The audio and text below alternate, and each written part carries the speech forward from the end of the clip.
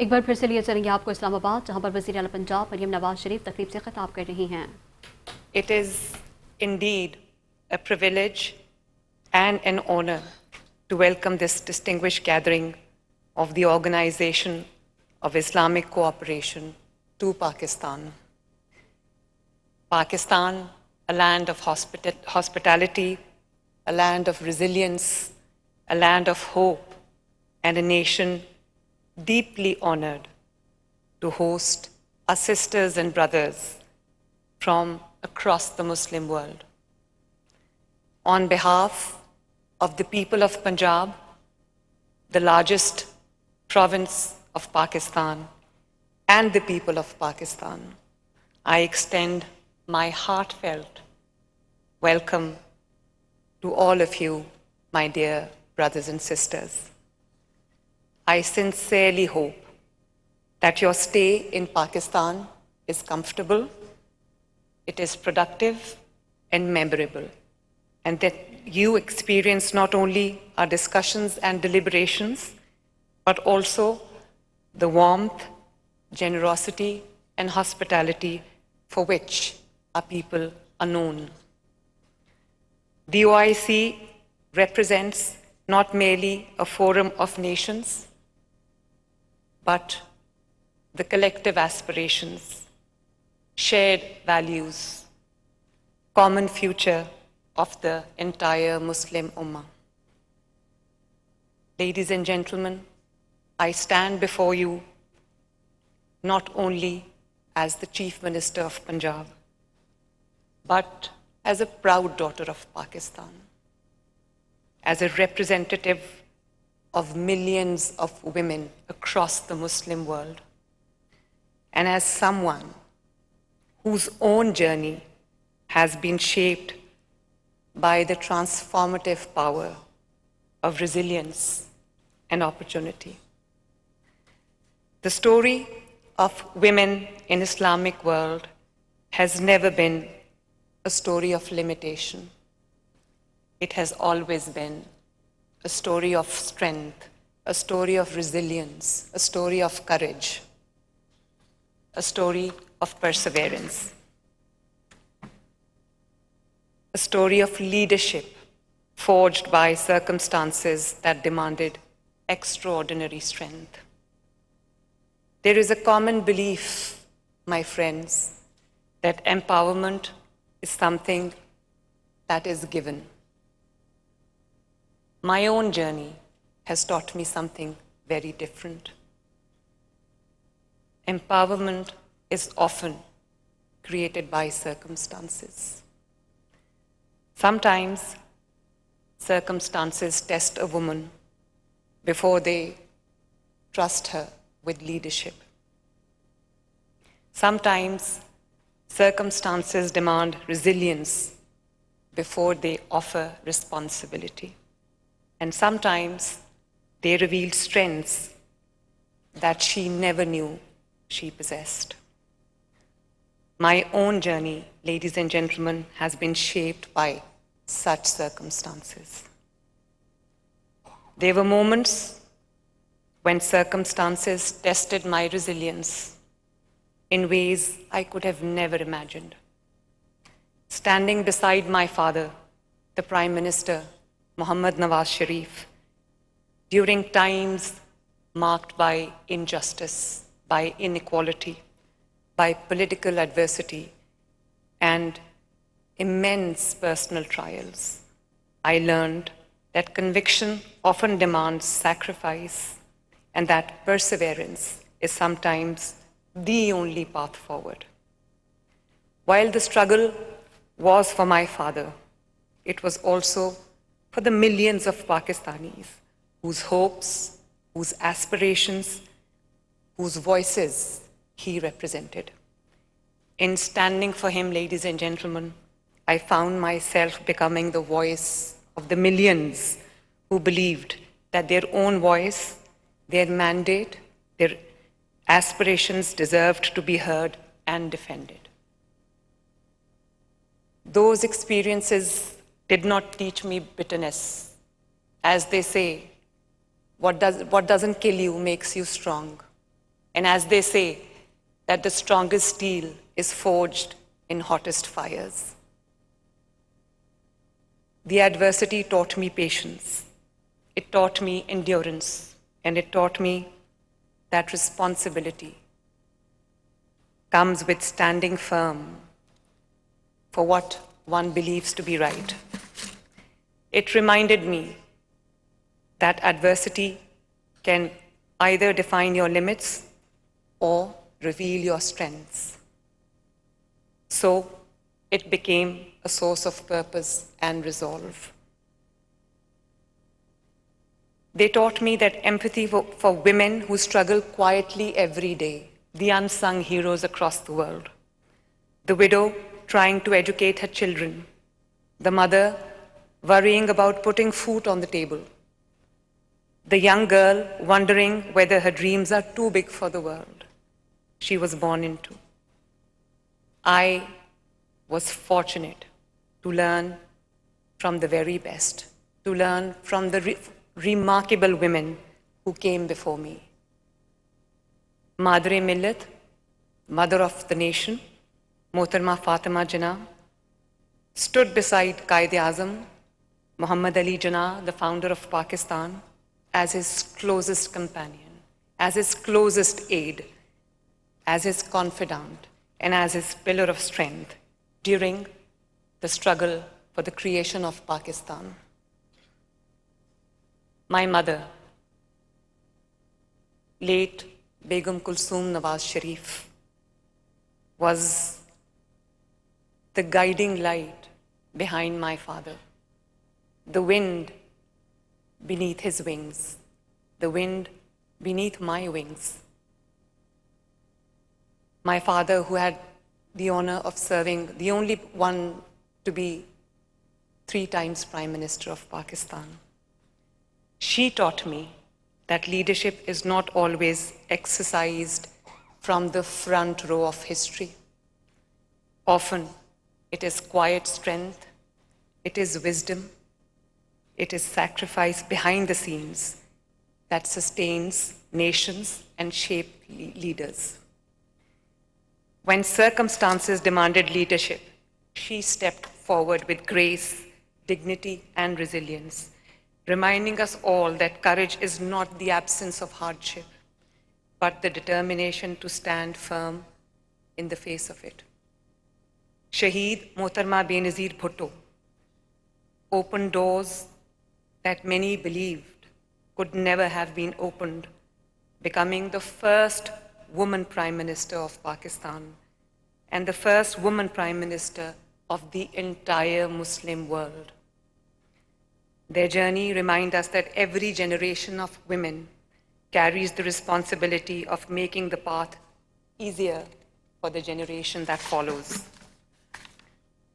Ladies and gentlemen, we gave the Muslim world its first woman Prime Minister. Pakistan elected its first woman Speaker of the National Assembly of Pakistan. Punjab today has its first woman Chief Minister. I don't say that with pride, I say that with gratitude and humility. The Lahore High Court today is led by its first woman Chief Justice.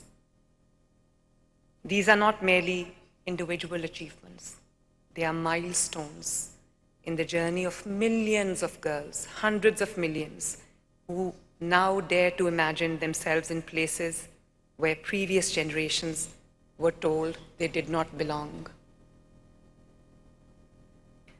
For me, women empowerment is not a ceremonial expression.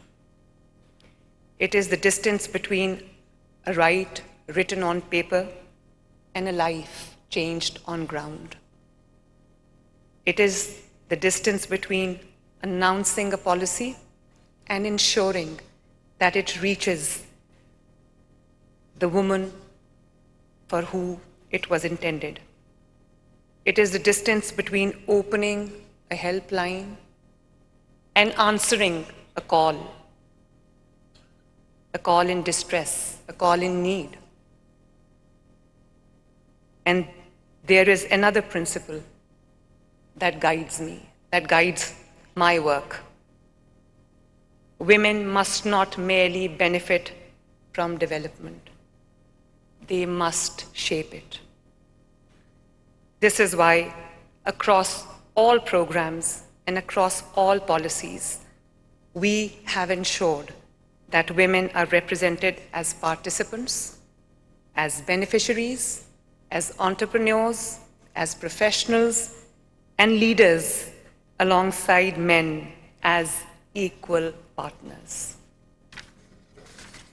In many of our initiatives that you just saw on screen as well, opportunities for women are not capped or restricted by quotas, by numbers, by statistics, because talent does not recognize limits, and neither should opportunity. For example, in my scholarship and laptop schemes, not 30%, not 40%, not even 50%.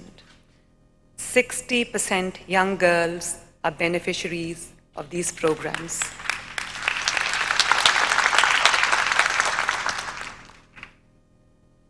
Because when barriers are removed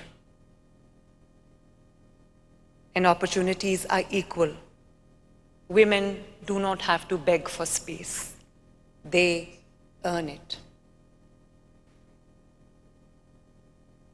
Behind every policy is a person. Behind every program is a story. And behind every statistic is a woman waiting for an opportunity to unfold.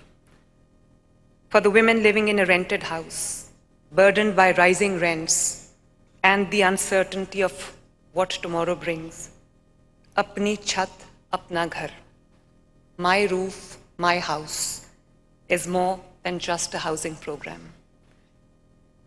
The first beneficiary of this initiative,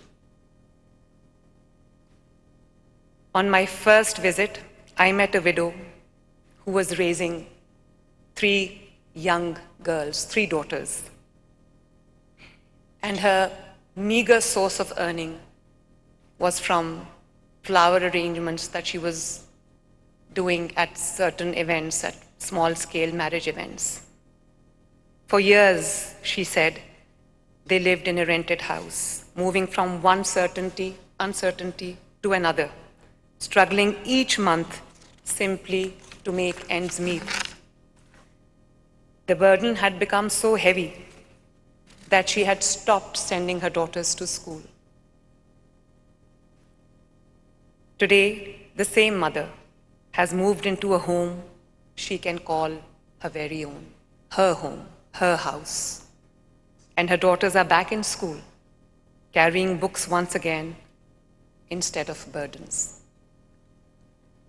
A house gave her shelter, but security, sense of security, gave her daughters back their future. Today, close to 200,000 families representing nearly 1 million people have benefited from this program, moving from the insecurity of rented homes towards the dignity and permanence of a roof of their own. For the widow or the landless mother who spent her life believing that ownership belonged to men, ownership belonged to others, my initiative, Apna Khet, Apna Rozgar, which means my farm, my livelihood. It means a piece of land, a permanent address, a place in society a woman can finally call her own. For the young girl from a modest household who wondered whether university was only for the privileged, the Honhar Scholarship is not financial assistance, not just financial assistance. I want to share an anecdote with you, a story of a brave girl. At one of the ceremonies of the scholarship program, whose dream of getting an education was almost taken away by extreme poverty. Her family was struggling financially. Faced with difficult choices, her father told her that he could only afford to pay one child's education. Since her brother was a boy, he was given priority, and she was asked to leave the university. Imagine how heartbreaking that would have been. A young girl with dreams, talents, and ambitions was forced to believe that her education mattered less, that she mattered less, simply because of financial hardship. But that was not the end of the story. With the support of Honar Scholarship Program, she and thousands of other girls were given a second chance. The scholarship covered her educational expenses and allowed her to return to the university. More importantly, it restored her confidence and reminded her that her dreams were worth fighting for. Today, ladies and gentlemen, I'm happy to share, she continues her education with hope, with will, and with determination. It is a permission to dream. It is the first woman graduate in the family. It is a daughter walking through the gates of a university, carrying not only books, but hopes of generations. For the young women holding a laptop for the first time, the laptop program is not just a machine. It's not just a gadget. It's not just a learning tool.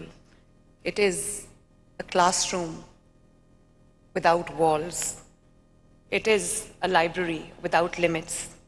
It is a passport to digital economy.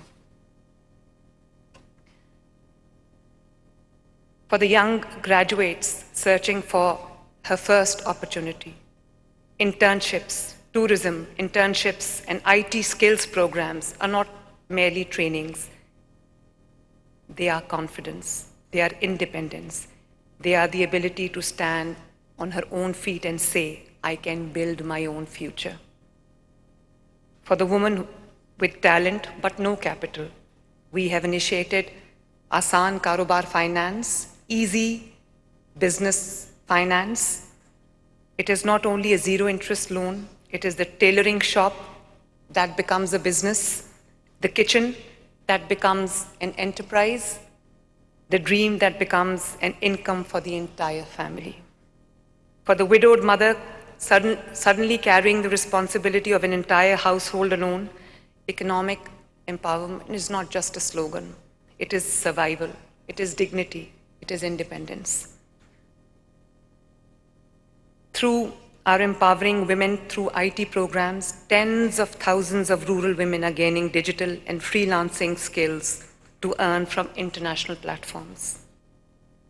For them, a home can now become an office, a village can become a gateway to the global economy.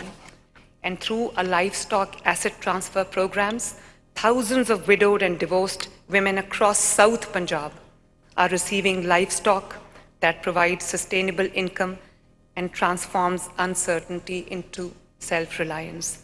For these women, a livestock asset is not merely an animal. It is school fee for a child, medicine for an elderly patient, food on the table, and dignity in the home.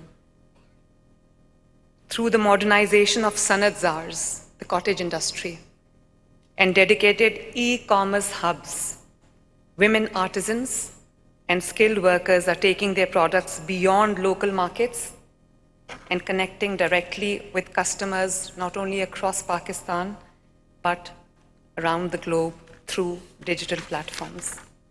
For the widow, rebuilding her life after loss, the Rahmat card, for those who understand Arabic, Rahma card, the blessings card, carries a simple message that in Punjab, you are not alone.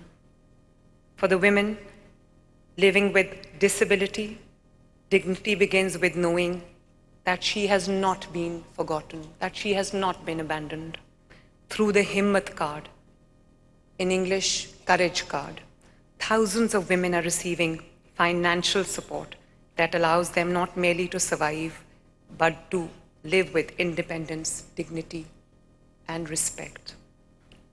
For the father who spent sleepless nights worrying about how he would fulfill his responsibilities towards his daughter, and for the daughter who feared that financial hardship may stand between her and a dignified beginning to married life, the Dheerani program brought hope where there had been anxiety through the financial aid for those young women waiting to get married but not having the required means and resources. Today, thousands of daughters of Punjab have begun a new chapter of their lives with dignity, support, confidence, and empowerment.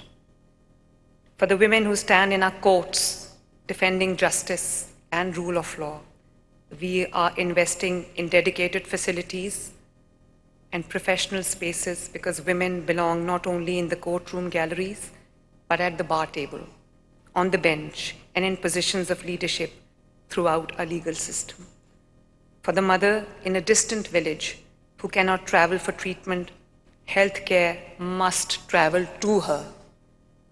And this is why we launched more than 1,000 clinics on wheels, hospitals on wheels across Punjab, bringing doctors, medicines, diagnostic facilities directly to communities that had long remained underserved. For an expectant mother, these clinics are reassurances, timely checkups. They are safe pregnancies and healthy beginnings. Through field hospitals and expanded maternal health care services, we are supporting women before childbirth, during childbirth, and after childbirth through prenatal, postnatal care, ensuring that no mother is left behind, no mother is left out because of distance, poverty, or circumstance. Supporting this effort are more than 60,000 female health inspectors going door to door across Punjab, carrying not only data forms, but compassion, ensuring that the health needs of every mother, every child, and every vulnerable family are seen, heard, and cared for. Because no woman should have to suffer in silence because the system could not find her. Because maternal health is not merely a health indicator, it is a measure of the entire humanity. Through Punjab's newly launched electric mass transit network, women are not only provided dedicated spaces, but free rides, free spaces across Punjab. It is my vision of empowerment in motion. Through my pink electric taxi initiatives for women that you just saw on screen, beautiful colored taxis, we are creating new pathways for women not only to travel safely, but also to earn with dignity and independence in emerging sectors of economy. I want to share my personal anecdote, an inspiration of my pink taxi project. I saw a reel on the Instagram, a young girl who feared that she would have to abandon her education because her family could no longer afford her university fee. Today, she attends university in the morning and drives this pink taxi in the evening, in the afternoon. And I was delighted, elated to see the video. She said she was only able to come out of the house, have a small additional earning because Punjab was safer for women than ever before. That, ladies and gentlemen, is what empowerment looks like.